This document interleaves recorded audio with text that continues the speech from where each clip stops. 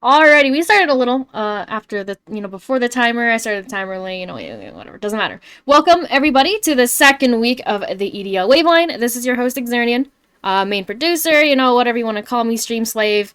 It's what it is. So today I am joined by two Coles. One is Clutch, your favorite Cole, I think, that everyone knows, and then the other Cole. He casted last week for us in EDL. So if you want to give yourself a quick introduction, Mr. Zurzel, go right ahead. Yeah, my name is Cole. You can call me Zurzel because if you call me Cole, Cole Hickman will respond, and that's not good. Uh, yeah, I casted last week, and I'm here to fill in and break it down. Breaking down everything. Yeah, nice to see this guy, first time on the waveline. So, you guys don't flame him too hard. If you guys want to flame some predictions, flame Matt Pizza. He's actually not here. His predictions are on the screen. So, just add him and say all his predictions are trash, and I'm sure he'll have a good time when he's back. So, we're just gonna go right into it. We're gonna take a quick look at what happened last week in the first week of EDL. So we had a 2-0 for Revolution Frontline against G&E Pearl. We had BDE Lucid taking a 2-1 over Glacial Phantom. Snack Bears with a 2-1 over the Donut Shop Chocolate. And the on-stream match, which was AH Tyranny, 2-1 against TD Syndicate. So we're going to start from the top left, 2-0 Revolution. So I hate to say this, like, I'm about to say Cole. Backstage, you guys should have seen me. Last week I was like, Cole, and they're like, which one? Like, God. Yeah, so Clutch, you said, I do remember you saying it was Rev favored last week. Was there anything that, popped out to you? Any players? Or, was it Yeah. just everything as expected? So obviously, if you haven't read my power rankings chat, I would recommend reading it because I kind of break down a little bit of the games. So a lot of the stuff I'm going to be saying is from that. But Revolution, week one, they look pretty good. I mean, they had two solid games. Game two was a little bit longer. It was a 47-minute game where it looks like Genie Pearl really took it to them and contested them. But game one was an absolute slaughter. One person I want to point out, Chicky Pie in the top lane. They played the Orn and they played the Volley Bear. And they had a 38 KDA, and they have yet to die in EDL yet. They have not died a single time. And they're playing tanks and they haven't died. So this person isn't even playing carries, and they're popping off. So quick shout out to them. I think Rev, to me, they look like already a playoff team. They look already on form. They look very scary. One thing I will say is that Rev to me is kind of like the budget AH Tyranny, where they're like kind of the exact same thing, where they just play through team fighting, but they're a little bit weaker than AH Tyranny, I'd say, but still they look really good. And for the side of Genie Pearl, week one, new team, low expectations. I think they had a standout performance from their AD, Ominous Penguin, who in the second game, 10-1 on Zeri. So don't want to give him that champion because he absolutely popped off on it. But I think for Genie Pearl, you give them more time. I would say like week three, week four, you should really see this team start to play where they're expected to play, to be honest. But no surprises for me. I thought Rev would just take this one pretty easily. Yeah, I kind of hopiumed last week. I was like, you know what? I'll just, randomly 2-0 G&E. So, like you said, Clutch, there is a lot of potential definitely for G&E. I think you mentioned their new roster. They've, just come into, EDL kind of like a fresh. You said are they all new to competitive or most are, right? Yeah. Yeah, so, obviously, like, getting kind of smacked your first week isn't fun, but, you stick through it, especially that strong second game, like you were saying, that Zeri pick, really huge for Ominous Penguin. I like the Yasuo Diana, maybe it's a little bit of maybe like a team communication thing. G&E Pearl, they did B1 the Diana that second game, and then they instantly broke the flex by picking Yasuo B2, so, right after that first round, they locked in. So Revolution locked in Volibear, Maram, and they're like, yeah, okay, we're just gonna show Yasuo now. So our flex is gone, and it doesn't really matter. And they locked in Karma. So I'm thinking like if Ominous Penguin is this strong and is that dominant on a pick like Zeri, and this was the previous patch as well before the Zeri nerfs, if I believe. So I mean, obviously, I think Zeri super strong champion. If you have a champion that you're that good at, like Ominous Penguin is, then pick it earlier in the draft. And I think could be something they could look to try this week. maybe with another pick or something like that. So, Zerzel, I know you didn't get too close of a look of these games, but what are you looking for? Revolution Frontline, they did beat one the Ornn in the first game.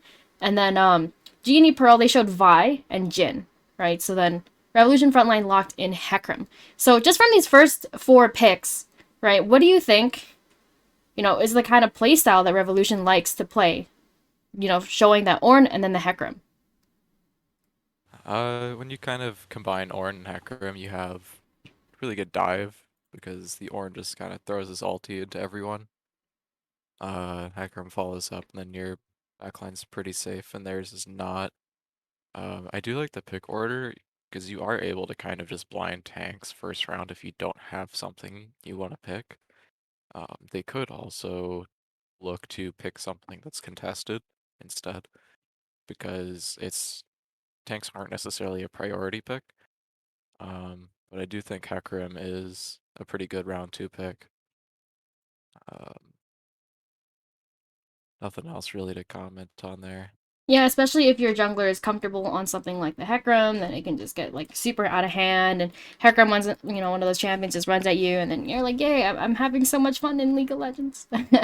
But we'll move on to the next series, which is BDE Lucid versus Glacial Phantom. Honestly, we are really surprised Glacial Phantom took that one game off of BDE Lucid. BDE Lucid obviously coming back from the last split, defending champions, very strong org that we've seen a lot of good performance from. So Glacial Phantom coming in to the season, new faces.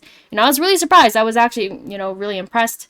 And we'll start with you, Clutch. You did say it was BDE favored last week. Yep. What are you seeing from Glacial Phantom, and what's this team looking like in the coming weeks? Yep. So when I said on week 1 for a bunch of these new teams, they actually kind of have an advantage because nobody really knows how they're going to play, especially if it's a completely new roster, a bunch of new players. So I think the fact that Glacial Phantom, I mean, BDE don't really know who any of them are, and it looks like in game 2, I mean, everything just clicked and BDE did get upset. Now, BDE still did win at the end of the day. They still did win. I still think they're a solid, top 3, top 4 team most likely. But Glacial Phantom, I mean, they did take a game off BDE. I mean, in the rankings, they went from 8 to I believe number 6. So they did go up. I think Glacial Phantom. Again, you give this team a couple more weeks, a play style starts to emerge, and they can start to contend in the league. A lot of these newer teams, it's going to take a little bit for them to actually be at where they should be or where they're expected to be. Glacial Phantom, I think Snack Bears, Genie Pearl, those 3 teams, I think you got to give them a little more time before they really start showing how good they actually are. But a great showing from Glacial Phantom, mid laner Harry McDonald's. This guy already looks like a solid mid laner in the league. Had an exceptional performance despite losing that one. So I'll be looking forward to see what this team's going to do in the future. I'm pretty excited for them, and a big win against BD Lucid despite losing the series. I mean, still huge for the morale and confidence boost for that team. Yeah, big dominating fashion in which they won in the second game. Like you pointed out, Harry McDonald's on that Nico 10, 3, and 7. A little nasty if you ask me. Nico, one of those champions, of course. That can pop off like that. And yeah, in the coming weeks, definitely exciting to see Glacial Phantom taking off a game. They're just, showing like, hey, we've got a lot of potential and stuff like that. So there's I know you're a big fan of looking at the items. What are your thoughts on something like they did choose to actually go Lethality Xayah in the game that they won, and they also chose to go Kraken Slayer, full damage Senna in the bot lane versus Aphelios Thresh. Are you saying they win Xayah and Senna in Yeah, the that's on the same same game? team. Yeah. In the same game. Okay, that's a little interesting. Um, I do think Kraken Slayer Senna is pretty good. It's just that you typically see that in the actual ADC role. And then when you put her as a support, you go for more of, you could still go Kraken Slayer, but I usually see Eclipse. I think Xayah's build right now is pretty much exclusively lethality is the meta. They did give her those crit So buffs, but yeah, I think Lethality is still like kind of yeah, swimming around. I think now that she has the crit buffs, it should start to kind of switch back to normal crit marksman. just so you can actually build that LDR and tank shroud. So I do think that's her weakness right now, is if you go lethality, you struggle against tanks. So I think that's kind of why they put Kraken Slayer on Senna, is just that they can actually get through those tanks. So I think it works out as long as they get through laning phase. They'll have a really strong backline later on. Yeah, so it's kind of exciting to see, and you know, a lot of people that play support, especially in lower elos, they want to just play something like either like hard playmaker, so you're playing like, and you're seeing stuff like Blitzcrank, Thresh, Nautilus, and all the hook champions, or you're just looking at champions that kind of sit around in the backline playing those enchanter picks. So, you know, Senna kind of has that weird in between where she's like really not a support, but at a support at the same time.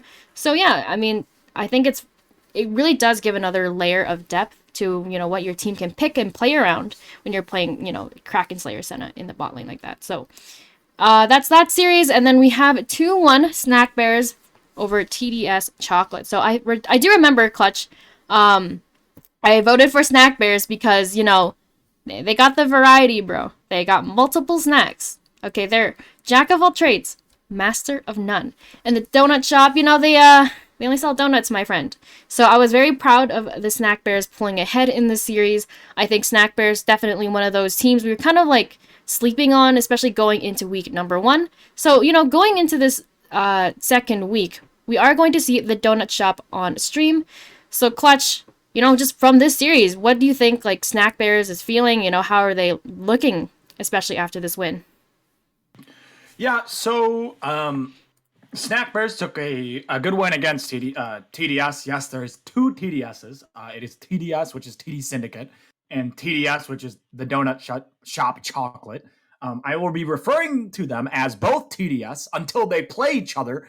Then I'm not going to say, you know, TDS is taking TDS on and TDS is going to win. No, I'm not going to say that because technically, yes, the TDS would win. But TDS went up against Snack Bears. It looked like Snack Bears. I mean, I think they're a solid team from what I've seen. They had that little bit of that upset factor. I thought out of the new teams when I saw this that the Snack Bears were actually the best of the new teams out of Glacial, Genie Pearl, and Snack Bears. I thought Snack Bears was going to be the best team coming in.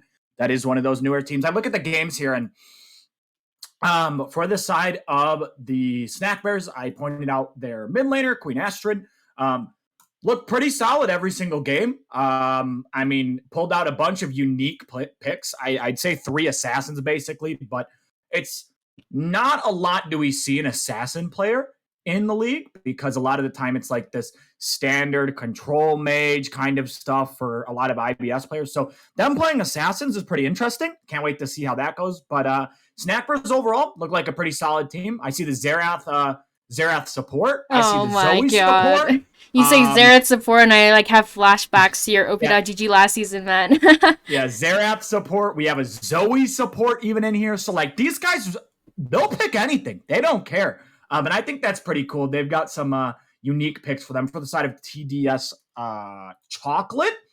I did point out their ADC. I think had an exceptional series. Nub the Scrub looked pretty good, but I'm just looking for this team to pick easy stuff, right? Like pick easy things to play in Silver because if you play easy to execute comps, a lot of the time you're just going to win games because the comps are really hard to mess up, and that's what I'm looking forward for them to play this week. It seems they like to pick the MF a lot, so you know I'm looking forward to maybe they keep with the MF Leona, maybe get like an Oriana in there, stuff like that. Just easy stuff for TDS Chocolate, and I think they can win this week. Snack Bears though look pretty damn good.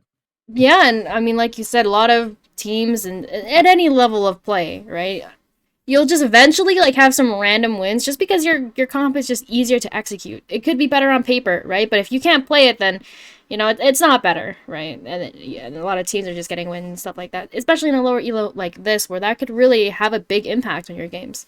So yeah, other than that, Zerzel, I think you just started taking a look at some of these games.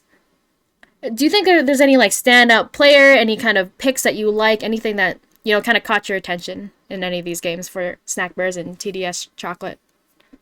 Uh, I mean, I'm looking through it. You guys already talked about the interesting support picks. Got Zoe support, Zerath support, which are typically solo queue picks, but So it yeah, looks that's like true. they went pretty well, considering they only died once, no, twice on Zera, 0 times on Zoe. Um, some of the item choices are actually pretty interesting. There's a third item Ma on Zed, game 1, into double AP, so it's not too bad. I'm not sure, is this the buffed Ma or This not? was last Because, patch, so okay, I think it got buffed last patch. I'm going to take a very quick peek. yeah, I mean, there's a lot of stuff, that you can really get away with. That's really spicy. I know everyone talks about how NA is that region that no one knows how to adapt. You pick 5 like solo queue champions, and if people just don't know how to play against your comp, then they're like, oh no, what do we do? And then you can get away with some really really weird wins just because people don't know how to play against your comp. But maybe you show it once, and then obviously these are best of threes, so regardless, very proud of the Snack Bears. I'm a Snack Bears fan. Let me guys, let me know if you have any merch. I'll send the PayPal. We'll move on actually for sake of time. So the next and last match of last week we had AH Tyranny versus TD Syndicate. So obviously this is the stream match. The VOD still should be up on our Twitch. We actually do have a YouTube channel that I do upload the VODs to. So if you guys ever want to go back and see some of that stuff and see some stuff from even last season, it's up there. AH Tyranny, I think, actually pulled this reverse sweep. So I do remember TD Syndicate winning that first game. Please correct me if I'm wrong, Clutch. And then AH Tyranny won the next 2 games. So AH Tyranny, I think, was actually heavily favored going into this series. So Clutch, TD Syndicate taking that first game, what does that really spell for a team like TD Syndicate? Yeah, so it's Tyranny. Just gonna say flat out, best team in the league.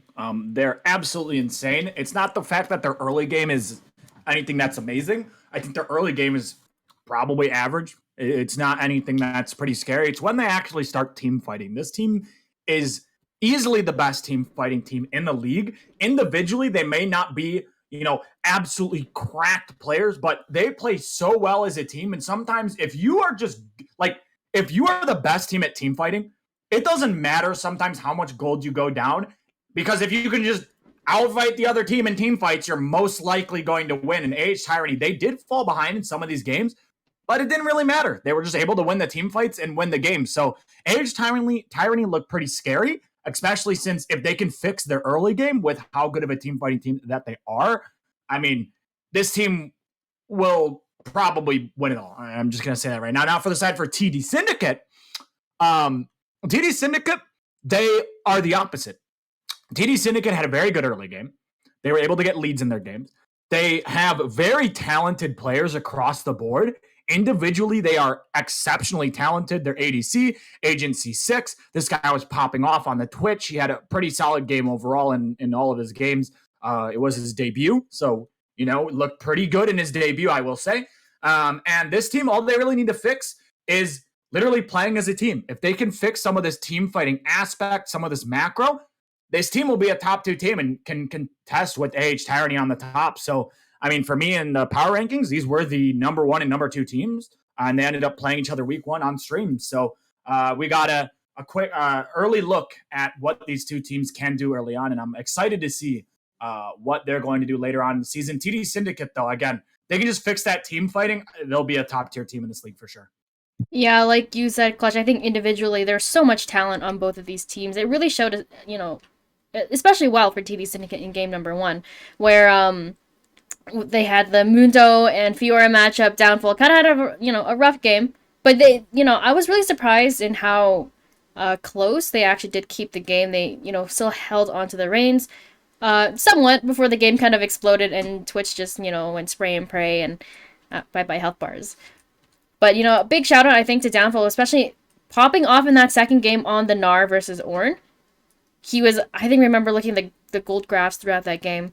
And dude was just like the richest man alive. Everyone was just living in poverty. Downfall's like, yeah, I'm just a rich little yordle.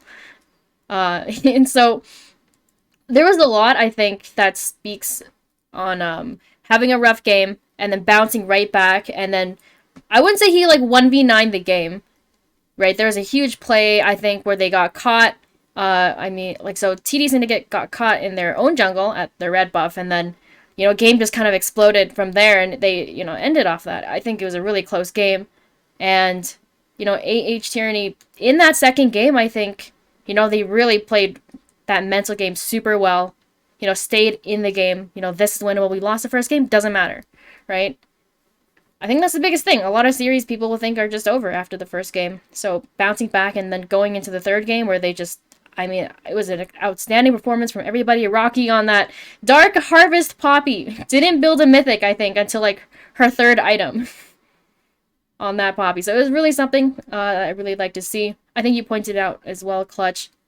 Agency 6 just popped off a whole bunch of fights. Mechanically, very, very skilled. Just really impressed overall by both these teams. I think this was a really good series to watch, especially being, that opening series match into the first week of EDL.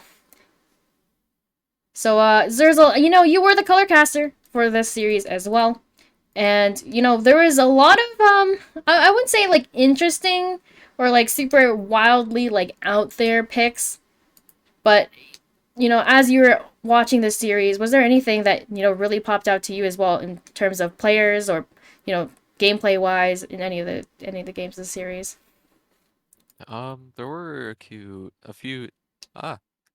few key things I did want to go over. I think game one, there was a little bit of a drafting error. They counterpicked the Mundo with Fiora. I do think Set's actually a really good pick there as like an alternative. Set can just kind of grab the Mundo or the Hecarim or the Nautilus. He has like 3 targets that he can just grab. And it's also a much better counter to Mundo, just because you can actually proc his passive, where Fiora can't, unless the Mundo somehow crowd controls her, which he can't. Yeah, I agree. That game Which would have looked is, a lot easier in the way that you're describing it. You have that Hecarim, you have that Mundo, and Nautilus kind of running at you. And then if Syndra doesn't have her stun, and, Twitch isn't on the flank or, like, isn't invisible, then, Set obviously will just, like, dunk a huge Mundo onto them, and the team fights become very, very difficult for sure. yeah, I also think Set is a pretty easy mechanical champion. So When it's you really mean hard to make a Q pick on and then him. E, that's pretty difficult. Point and click R, very difficult. W, that's the whole lane. I'm not flaming any Set mates, by the way. Set, yeah, he's pretty cool. Okay, well, yeah, that was the stream series. It really was a good opening, but now we're going into the bread and butter, as usual, of the pregame show. We're gonna look at Snack Bears versus Glacial Phantom. I kind of had a tough decision to make this week. I was like really like in between. I was like, okay, Snack Bears, okay, but Glacial Phantom. I really do like both of these teams. I think there's a big showing from Snack Bears, especially in that win in week number 1. But Glacial Phantom, I think taking that win, one of the wins in their series, really shows me that there's a lot of potential. So I gave them the 2-1. I do think the series could swing both ways. Could be a Snack Bears 2-1, could be a Glacial Phantom 2-1. But this week I'm going to put it on Glacial Phantom. And Clutch, on the other side of the coin, you said 2-1 Snack Bears. Yeah, so I ended up choosing the Snack Bears in the series. I think Snack Bears, with their win last week, puts them a little bit over the edge, even though I think they played an easier opponent. Matchup to watch, though, it's going to be that mid lane Queen Astrid going to be taking on, what is his name again? I know I'd mentioned him, something McDonald's. I know that's his name. Harry McDonald? Yes, Harry McDonald. All right, those two in the mid lane. That's going to be an absolute banger match. I think this is some of the 2 best mids the league has to offer, and I can't wait to see them match off in the mid lane. Reason why I went Snack Bears, to be honest, I just saw that Snack Bears won last week, and I was like, it's the 2 new teams. Since they won, they got the confidence going in. I'm going to give it to them. But this is I think the closest series this week has. It's really hard to predict. It's honestly 50-50. If you flip a coin, it's probably more accurate than what I'm saying, as Yeah. Snack Bear is going to win 2-1. So that's Snack Bear's 2-1, completely random, 50-50. Well, it'll be a banger series though. Yeah, there's between these two rosters, other than the mid matchup, like Clutch mentioned, are there any other players that you think are you're gonna have your eyes on? Anything that's really gonna stand out to you? I'm gonna be honest, I had a little bit of an Exernian answer for this one. Oh my. Okay, Uh, I want to hear it. I love the Exernian answers. okay, so like let's say a bear wanted to fight a phantom, right? Okay. A bear can't hit a phantom because it's like intangible, whatever the term is. So Mm-hmm. so the snack bears lose is the answer. Okay. That's a good answer. That sounds exactly like I what I said know, last week when very I said analytical. when I said snack bears versus 2DS chocolate. I think my prediction, why I kind of said glacial phantom as well is there are some like okay, we were talking with the support players on both these teams, so SNC Talent and Hilk TV.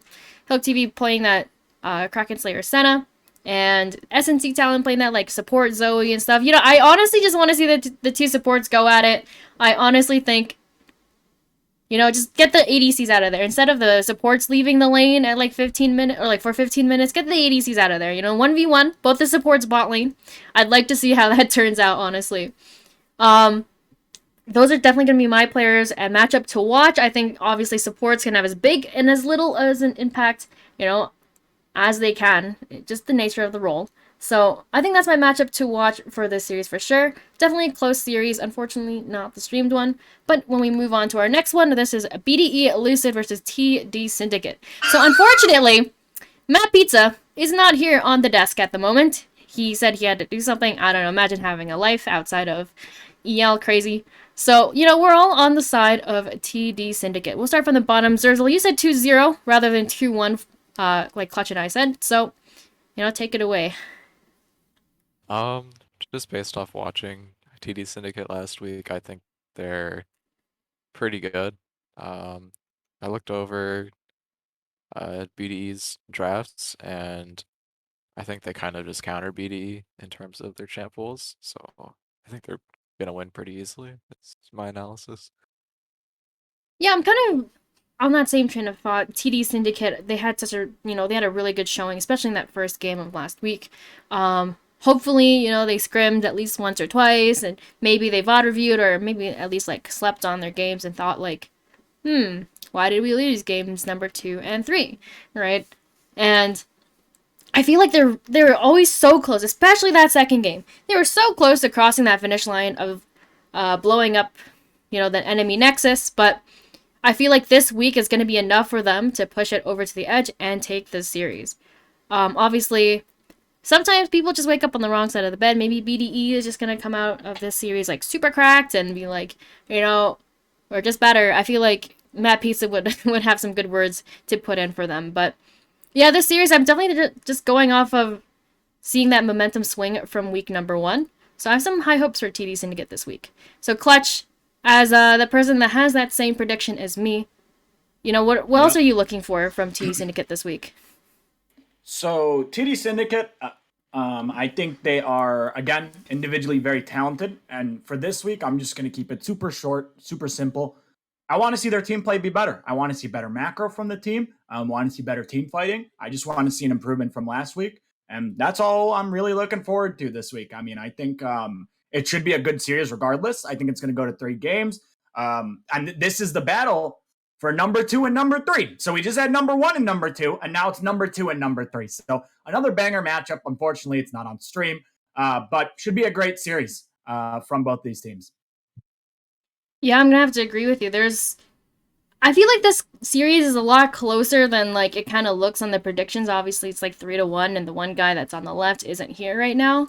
So as we're all talking up TD Syndicate, I do think BDE does have that, like that confidence, like you were talking about, coming from week number 1. So, and my biggest matchup I think to watch is definitely Agency 6 and BDE Lethal. I think both these ADCs can have some like crazy crack like pop off moments, and like you said, like you were talking about Clutch, a lot of team fighting I think mistakes and macro mistakes from TD Syndicate, especially in that first series. Clean up a few of those, and I see them taking this series for sure. But we're gonna move on to the third third week, not third week, third series of this week. It's looking a little one-sided. I had my faith in G and E Pearl last week, and they kind of let me down. So, Clutch, I'm gonna have to unfortunately vote against your school and That's go. okay. I voted against them too. No, but whenever you vote against your own org and your own school, you're like, no, it's like reverse psychology. Every time, like last season, you're like, oh no, I'm voting against VB. Whenever I vote for them to win, they lose. Whenever I vote for them to lose, they win. So I feel like there's gotta be some underlying motive for your 2-0 AH tyranny this week. So start us off. What's going on in your head this week? Age Tyranny are ranked number 1 on the rankings. Genie Pearl are ranked number 8.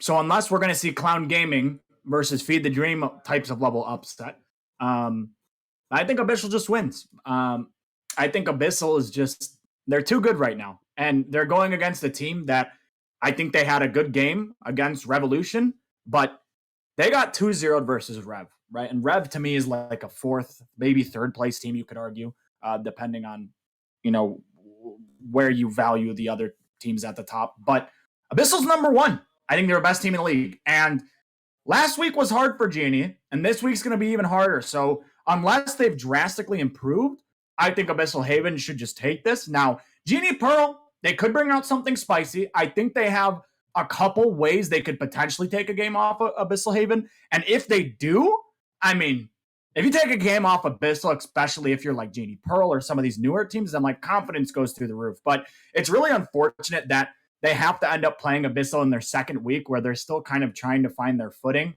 I mean, I think it's just going to be a quick 2-0 in and out for Abyssal, sadly.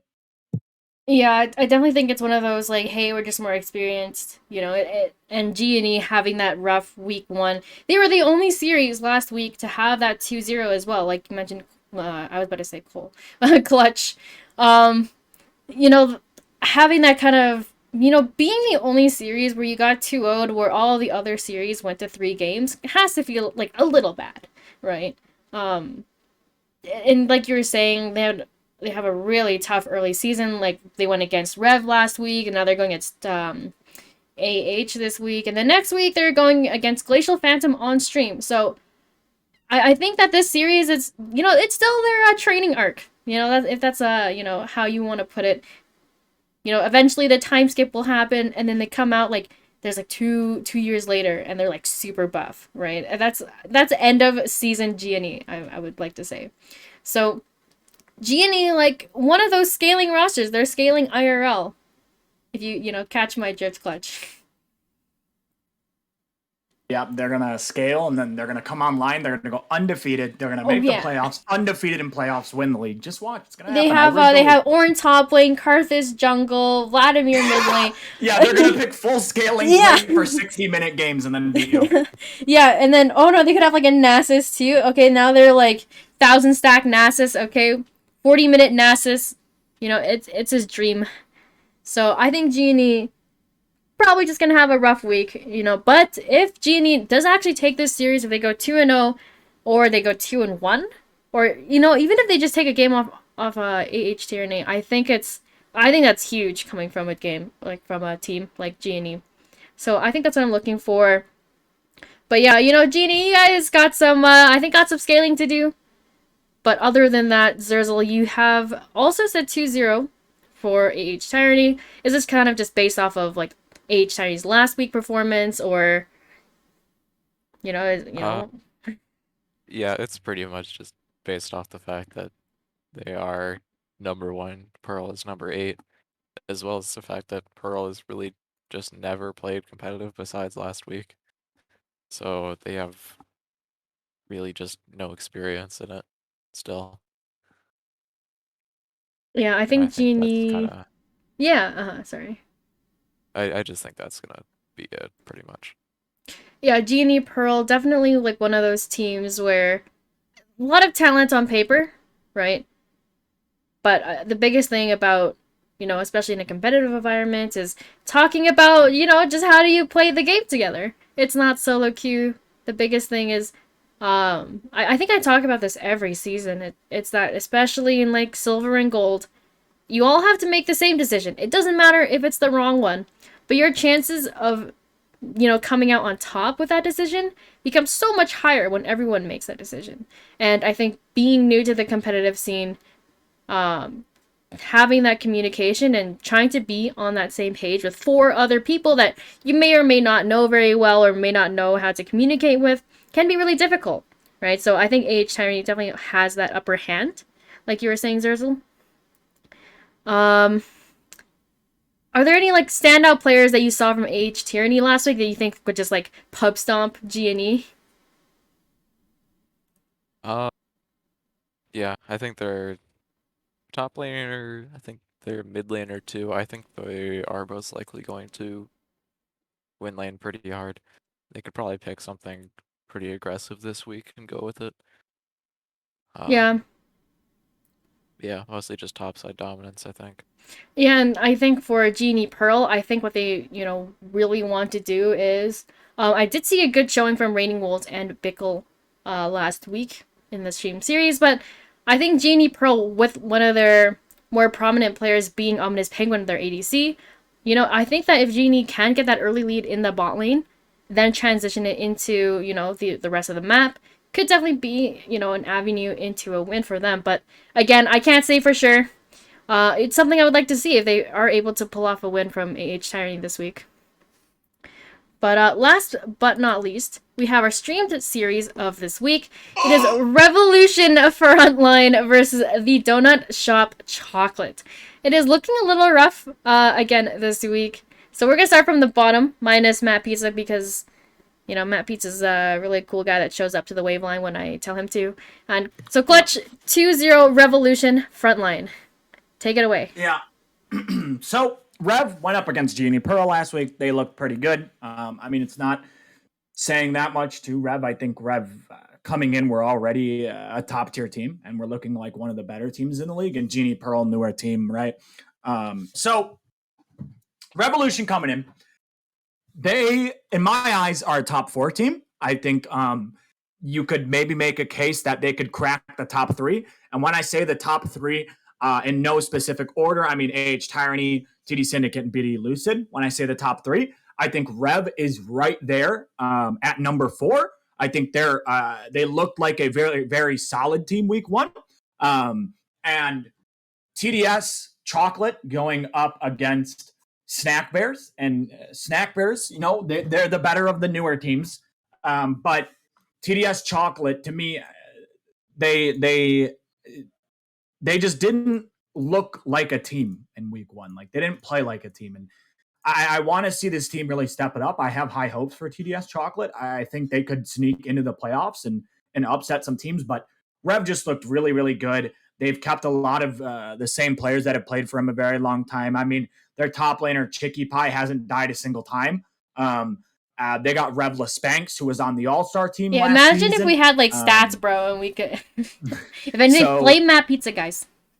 Yeah. So I mean, everything points to Rev winning this series. Now, TDS Chocolate, if they do win this series, that is a huge confidence boost. Like that would absolutely just, your morale goes through the roof if you win this series, if you are TDS Chocolate, because they lost to a newer team last week. You probably, hopefully expect to win that one. It didn't work out for them. This week you come in, you lose another one, you're now 0-2. It's not impossible to recover from, but they haven't played the top 3 teams in the league yet, and that's going to be a little bit scary. But I think Rev 2-0. They look solid week 1, and I'm just going to keep with it. I think they've got a good roster this year, and they can finally contend for the championship.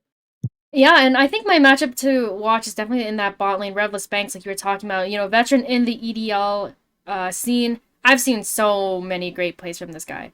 Pops off, like, no one asks him to, and he's like, hey guys, I'm just gonna pop off in this team fight. You're welcome. I haven't actually seen him play with Wingman 333 too many times, or actually at all. So, that's definitely my matchup to watch. And then Nub the Scrub and Mystic Ozzy, like you're talking about, Clutch. I have a lot of respect for Mystic Ozzy. She's got what's the champions? Like Leona and Nautilus under her belt. I've seen her pull them out so many times. And I've seen some like crazy, like insane plays where randomly like she's top lane and suddenly they just get like a double kill top and because the enemy jungler shows up and then she's like, yeah, guess what, I'm here too, guys. And then stuff like that where being in that silver elo, silver gold elo, I think it's a big thing to be able to roam at the right time and have those kind of things. So I think even just in a 2v2 scenario, having Nub the Scrub and Missing Ozzy versus Les Banks and Wingman, definitely my matchup to watch for sure. This is the stream series, so I think that'll be exciting, at least for sure. And that's why I kind of have my money on Rev, at least, like you were saying, Clutch. Rest of the roster is super rounded out for frontline. They have Chicky Puck, just on a jungle, and Amazing Spice. So, yeah, I think it's going to be, I don't even want to say like a dominating 2-0, but I do think Revolution is heavily favored going into this week. So, Zerzel, you also said 2-0 for Revolution. Watching the series tonight, I don't think you're casting it, but what's something you want to see then from these two teams? If we're so heavily favoring Revolution, and then there's the Donut Shop Chocolate going against a team where odds seem a little stacked against you. What's something you want to see the Donut Shop do? I think they need to work on getting some more synergy in their drafts because I think Rev has really good synergy within their drafts. Like game 1. They have Kaisa Vagar backline with an Ornn, a Hecarim, and a Braum in their front line so that they can really just never be touched. And Kaisa and Vagar just do so much damage. They're just not gonna have a chance to win that team fight if they're up against that. Then TDS had a game where they did draft a Vagar. It was game 1. But then they had Hecarim, Leona, Gwen, Jinx, so they have the damage, they have the engage, but they just don't have the peel for the Zoe and the Zed on the enemy team. So their backline isn't really able to do anything. The Veigar did actually go Anathemas, which I actually think is a really good choice, but I think they built it too early.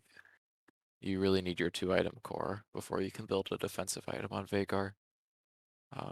So you're saying like Donut Shop has a few of these like kind of little things that can easily be fixed over like the bigger overarching problems. Okay. Essentially. Okay, yeah. So Donut Shop, they're I don't think any of these players are bad. Obviously, they have Leper Koopa, the king of IBS, longest standing player. So I think there is a lot of potential. I think for the Donut Shop to genuinely swing this series into their favor. But yeah, I guess I could have said 2-1, but I was like, oh man, look at all these 2-0s. I kind of wanted to go with the flow, copy Clutch's homework. Guys, I need some points, man. I like legit threw all of my predictions week 1. Okay, I'm just trying to get some points. I'm trying to look like not the stupidest analyst every season. So, going into this series, yeah, I mean, this is the stream series again. I want to give a quick shout out to Tex, the owner of Revolution. He does this really cool EDL late night talk show after. Yeah, you showing up, right, Clutch? I'm gonna be there. Oh yeah, okay. If you guys want some more content, if the pregame show and our hot takes are not enough for you guys want like a nice chill after show, it is on twitch.tv/Tex has a degree. He's going to be streaming me, Clutch, himself. I think Leper might be there. And we're going to just talk about all the series afterwards. It's going to be a nice chill time. So if you guys want to hang out with us after the series, yeah, we'll be there. And it'll be posted in the community content channel. And I think I'm really excited to be there. Yep, Clutch just posted it in the Twitch chat. So make sure you guys show up after all the series.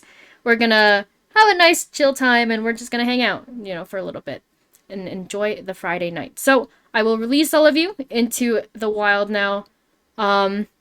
Going into this series, hopefully we'll see you guys there for Revolution Frontline versus the Donut Shop Chocolate in just a little bit over 10 minutes here. So make sure you guys tune in. Good luck in all your series. Tune into the stream if you guys can. And, Aftershock, right after all the series, twitch.tv/Tex has a degree. Does Tex have a degree? I do think he does. He does. The degree, and I'm very curious. I was talking about it last week. He has a degree. I don't have a degree. You know. Yeah. So yeah, make sure you catch us there on his Twitch channel afterwards. All this, after all the series, and then make sure to catch the series. We'll be here, and hopefully you guys have a good series. Good luck to everyone, and yep, adios.